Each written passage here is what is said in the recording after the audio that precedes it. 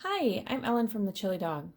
We're nearing the halfway mark for the Solacer Wrap Mystery Knit Along hosted by my friends at Makers Mercantile. And there have been a couple questions in the group discussion thread on Ravelry about joining a new yarn. So today I'm going to demonstrate how I'm joining my yarn as I knit along. Under most circumstances, I use the Russian join whenever I transition from one yarn to the next, because it creates a virtually invisible connection between your old yarn and the new one, and there are no yarn tails to weave in later.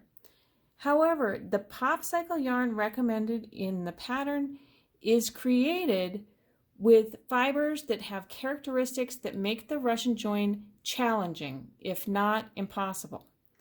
First, the yarn is really smooth and slippery. Second, because it's smooth and slippery, the yarn splits and unplies fairly easily. That doesn't mean there's anything wrong with the yarn. We just need to be aware of the physical characteristics of the fibers. So instead of using the Russian join, here's how I'm going to attach my next cake of yarn. It's kind of a personal preference, but whenever I join a new yarn in the manner that I'm going to show you today, I don't like to use knots, and I don't like to join at the edges of the fabric, especially in a piece like this that is not going to be seamed at the edge. Knots add an odd texture, and joining at the edge can lead to yarn tails that even after they're woven in, pop out the side and just look untidy. So instead, I'm going to join my yarn somewhere in the center of my piece.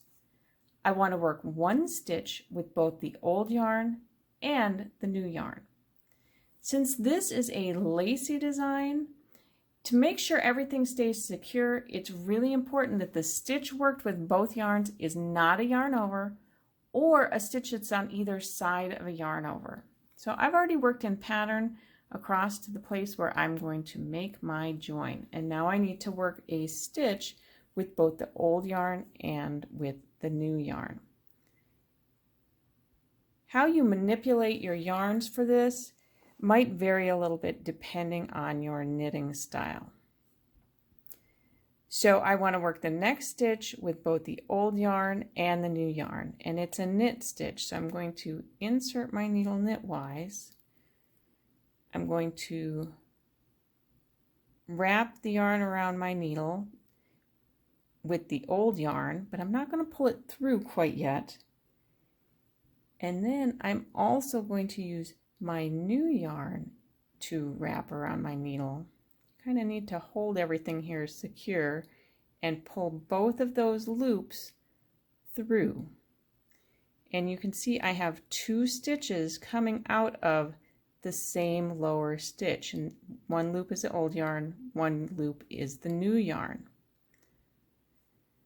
You want to make sure that your yarn tails are on the wrong side of your knitting. So here are my yarn tails, and I'm just going to leave them hanging here on the wrong side until I weave them in later, and make sure you continue on with your new yarn. When you reach this double loop again in the next row, you're going to treat those two loops as if they're a single stitch.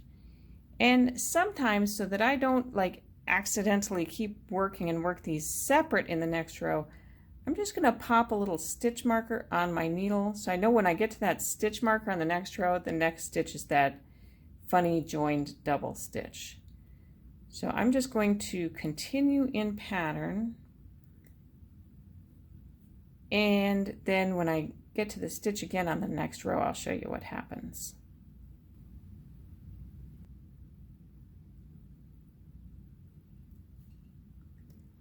When I get to the stitch marker and that double stitch on the next row, I can remove the marker and then work both loops at the join together as if they were a single stitch. And you may need to just gently pull on the yarn tails to tighten things up. And then you can just continue knitting across that row in each pattern. Later, I'll weave in each of these yarn tails individually on the wrong side of my work. And I have a little sample piece here we can look at. The two ways that I prefer to use are either using duplicate stitch, so I'll take the tail and basically trace the path of the yarn in a row of stitches, or even simpler, sometimes I like to use the tail and just run it diagonally up through the purl bumps on the wrong side, and sometimes I even zigzag it to really make sure things are secure before I tuck things in. So if you would like to learn more about the Solacer Wrap Mystery Knit Along, you can head over to the Makers Mercantile group on Ravelry and look for the Solacer Wrap MKAL discussion thread. Until we stitch again, happy knitting!